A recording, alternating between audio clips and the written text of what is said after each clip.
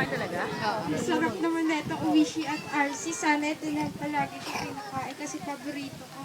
Kesa sa gulay at prutas, ang pangit-pangit yung lasa niya. Tama. Oo. Mali naman yun eh. Quest number 3. Pagsisikap para sa kalusugan. Hindi na niyong pag-aari ang inyong katawan sapagkat binili na kayo sa isang halaga.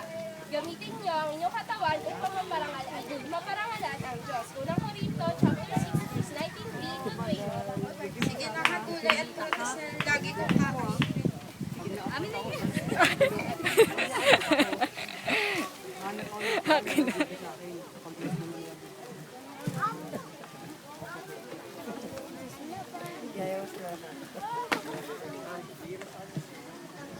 Ganyan talaga yan.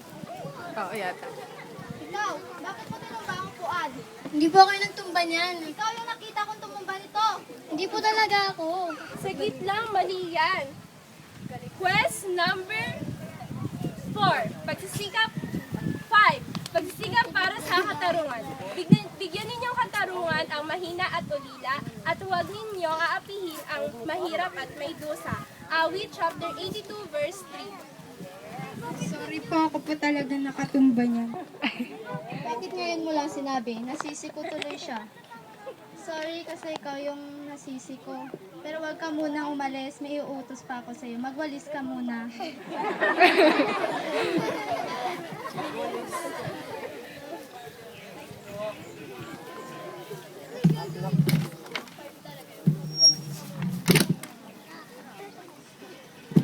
Uy, mali yan. Quest number 1. Number 2.